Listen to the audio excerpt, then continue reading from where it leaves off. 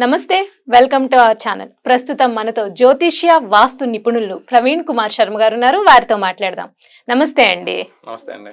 అయితే ఈ రోజుల్లో చాలా మంది నిరుద్యోగ సమస్యతో చాలా మంది బాధపడుతూ ఉన్నారండి. ఉద్యోగం రాలేదు అనే బాధ ఒకటైతే, ఉద్యోగం వచ్చిందా, ఎప్పుడు వస్తుంది, ఏం చేస్తున్నావు, ఖాళీగా ఉన్నావా, ఈ ప్రశ్నలతో పాపం చాలా మంది ఇబ్బంది పడుతూ ఉంటారు.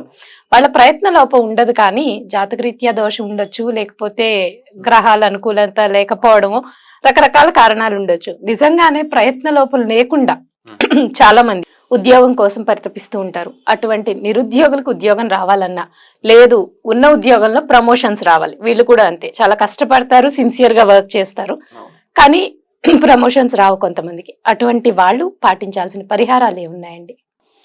జై శ్రీరామ్. మనకు ఉద్యోగ రెమెడీ అనే కాదు, ప్రతి ఒక్క సమస్యకి అద్భుతమైన ఔషధం అంటే సుందరకాండ అని చెప్పుకోవచ్చు. ఈ సుందరకాండ పారాయణం చేసుకోవడం ద్వారా మనం ఏ కోరికైతే కోరుకుంటామో ఆ కోరికలన్నీ కూడా నెరవేరుతాయి. ధర్మబద్ధమై ఉండాలి. ఇప్పుడు నీకు ఒక స్థాయి ఉద్యోగం కావాలి, 1 లక్ష రూపాయలు 2 లక్షల ఉద్యోగం కావాలంటే దానికి తగ్గ చదువు మనకు ఉండాలి, దానికి తగ్గ స్థాయి మనకు ఉండాలి.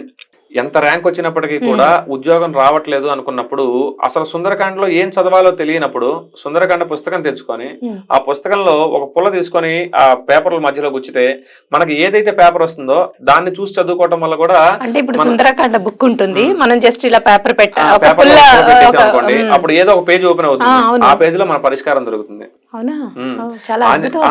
ఆ సుందరకాండ పుస్తకం తీసుకొని దేవుడి మందిరం దగ్గర పెట్టుకొని పూజ చేసుకొని ఆంజనేయ స్వామికి మనకి తోచింది ఏవో ఆయనకు సంబంధించిన నామాలు చెప్పుకొని ఆ పుస్తకంలో ఎక్కడైతే మనకి ఏ సమస్య అయితే ఉంటుందో, స్వామి నాకు ఈ సమస్య ఉంది, ఉద్యోగ సమస్య ఉంది, ఉద్యోగం రావట్లేదు, లేదా వచ్చిన దాంట్లో ప్రమోషన్ రావట్లేదు, ఇన్ని సంవత్సరాల నుంచి ఒక చోట చేస్తున్నా గానీ అదే బాధపడుతూ ఉన్నాను అనుకున్నప్పుడు ఆ పుస్తకంలో ఒక పేపర్ కి గుచ్చామనుకోండి, ఆ పేపర్ ఏదైతే ఓపెన్ అవుతుందో దాంట్లో మన పరిష్కారం ఉంటుంది. అంటే ఎలా అండి పరిష్కారం? అంటే ఎలా? శ్లోకం ఉంటుంది. అంటే ఈ సర్గ నుంచి ఈ సర్గ వరకు పారాయణం చేసుకోవాలి.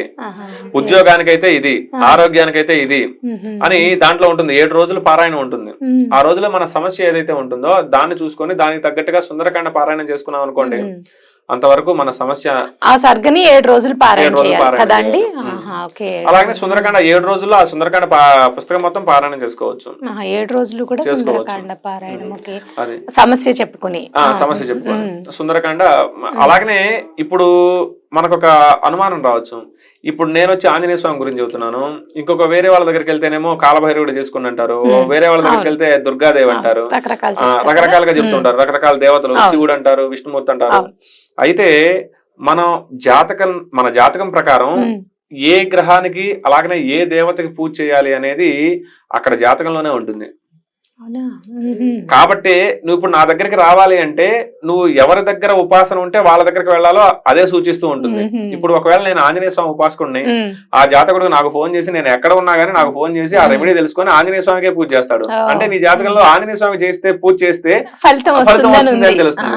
ఇంకొకడు కాలభైరవుడికి పూజ చేయాలంటాడు, కాలభైరవుడికి పూజ చేసుకోవటం వల్ల ఏ ఫలితాన్ని పొందుతామో, ఉద్యోగం కావచ్చు, లేదా వ్యాపారం కావచ్చు, వ్యవసాయం కావచ్చు, ఏదైతే పొందుతావో అది అక్కడ తెలిసిపోతుంది. నువ్వు ఆయన దగ్గరకే వెళ్ళగలుగుతావు.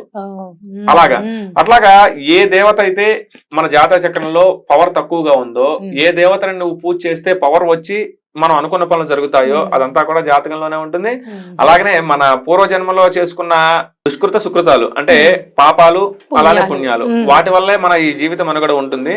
కాబట్టి నువ్వు ఈ దేవతకి ఈ పూజ చేసుకోవడం ద్వారా నీకు ఈ రెమెడీ దొరుకుతుంది, అంటే ఈ మంచి జరుగుతుంది అని తెలిసినప్పుడు అదే పని మనతో చేయిస్తాడు అనమాట దేవుడు. కాబట్టి మనం ఏ పని చేసినా గానీ, ఏ దేవతకి చేసినా మనం అనుకున్న పనులన్నీ కూడా జరిగిపోతాయి అనమాట. కాబట్టి ఈ సుందరకాండ కూడా అలాగనే. అయితే తర్వాత వీడియోలో తెలుసుకుందాం, ఒక్కొక్క దానికి ప్రత్యేకంగా ఉంటుంది. వివాహం కాని వారికి ఈ శ్లోకం చేసుకోవాలి, తర్వాత ఉద్యోగం రాని వాళ్ళకి ఇది, వివాహం అయి కూడా సంతానం లేని వాళ్ళకి, ఆ సంతానం ఉండి కూడా సంతానం వారి విద్యా ఉద్యోగాలు సక్రమంగా ఉండటం కోసం, అసలు పూర్తిగా జీవితం మొత్తం ఈ బాధలు, బాంధవ్యాలు, ఈ కష్టాలు, నష్టాలు ఇవేవీ లేకుండా ఉండటం కోసం కూడా కొన్ని రెమెడీస్ ఉన్నాయన్నమాట. అవన్నీ చెప్పుకుంటూ పోవచ్చు. సరే, అయితే సుందరకాండ పారాయణ చేయాలి నిరుద్యోగాలకు ఉద్యోగాలు రావాలంటే అన్నారు. ఆ పారాయణ చేసేటప్పుడు అంటే ఎటువంటి నియమాలు పాటించాలండి?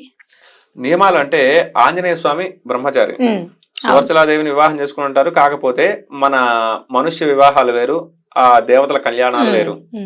అవును. మనుషులు వివాహం చేసుకుంటే వంశం అభివృద్ధి చెందుతుంది, దేవతా కళ్యాణాలు చేస్తే లోక కళ్యాణం జరుగుతుంది అనమాట. కాబట్టి ఆయన కూడా బ్రహ్మచారే. కాకపోతే మనం ఎన్ని రోజులైతే మనం అనుకున్న పని జరగకపోవటం కంటే మనం ఆచరించే నియమాలు పెద్ద కష్టంగా ఏముండవు. అవును, అంతే కదా. ఉద్యోగం రాలేదు, మానసిక బాధ కన్నా నియమాలు పెద్ద కష్టంగా ఉండవు. ఇప్పుడు ఉద్యోగం రాలేదు, అందరు అడుగుతూ ఉంటారు, లేదా సకాలంలో ఉద్యోగం వచ్చి డబ్బులు సంపాదించుకోవాలి, ఉద్యోగం రాలేదు, అది చాలా కష్టం. అది మంచిగా చదువుకొని ఉద్యోగం రాలేదంటే అది చాలా ఫైనాన్షియల్లీ కూడా ప్రాబ్లం ఉంటుంది. కొంత వయసు వస్తుంది, వయసు వచ్చిన తర్వాత ఈ సకాలంలో ఏ సమయంలో ఏది జరగాలో మన జీవితంలో జరిగిపోవాలి. 22 ఏళ్ల నుంచి 24, 25 ఏళ్లలో పెళ్లి అవ్వాలి. పెళ్లి కాని వారు చాలా మంది ఉంటారు. అట్లాగా ఏ కోరికైనా గానీ ఏదైనా గానీ మనకి సకాలంలో జరిగిపోతూ ఉండాలి. మన కోరికని మనసులో చెప్పుకొని ఇది ఫలానా, ఇది పెళ్ళయి పిల్లలు లేని వాళ్ళు చాలా బాధలు పడే వాళ్ళు ఉన్నారు, గుళ్ళు గోపురాలు తిరిగే వాళ్ళు ఉన్నారు. ఒక కోరికని మనసులో పెట్టుకొని స్వామి 7 రోజులు నియమంతో ఉంటాను, భూశయనం చేస్తా, ఏకభుక్తం అంటే భోజనం కంటే ముందే పారాయణం చేసుకుంటాను, తర్వాత భోజనం చేసుకోవచ్చు, సాయంకాలం టిఫిన్ ఏదో ఒకటి చేసుకోవచ్చు. అలాగా ఒక దీక్షతోటి, దీక్ష అంటే చెప్పులు లేకుండా అలాగనే ఒక మాల వేసుకొని బట్టలు వేసుకొని కాదు, ఒక దీక్ష అంటే మన మనసుకు ఉండాలి, సంకల్పం చేసుకొని నేను ఈ 7 రోజులు మాంసాహారం తినకుండా, మద్యపానం సేవించకుండా, రాత్రి భూశయనం చేస్తూ, సంగమం లేకుండా, ఇవన్నీ చేస్తూ నేను నీ స్తోత్రాన్ని గాని లేదా ఈ పారాయణ కానీ నేను చేస్తున్నాను, నా కోరికను తీర్చు అని చెప్పి ఒక మనసులో కోరిక పెట్టుకొని ఆ సుందరకాండ పారాయణ ఒకవేళ మనకి రాలేదనుకోండి, మన యూట్యూబ్ లో గానీ లేదా క్యాసెట్ ద్వారా గానీ ఆ సుందరకాండని వింటూ ఆ చూస్తూ ఉంటే ఒక 4 రోజులకి మనకి నోటికి వచ్చేస్తుంది. తప్పులు లేకుండా చేసుకోవచ్చు అనమాట. అలా తప్పులు లేకుండా మనం ఈ పారాయణ కనుక చేసుకున్నాం అనుకోండి, మనం అనుకున్నది నిర్విఘ్నంగా జరిగిపోతుంది. అయితే నిరుద్యోగ సమస్యలకి ఒక చక్కని పరిష్కారం, చక్కగా సుందరకాండ పారాయణ చేయక ఏది వస్తే అది చదవచ్చు అని కూడా చెప్పారు. సో చాలా చక్కగా వివరించారండి, ధన్యవాదాలు.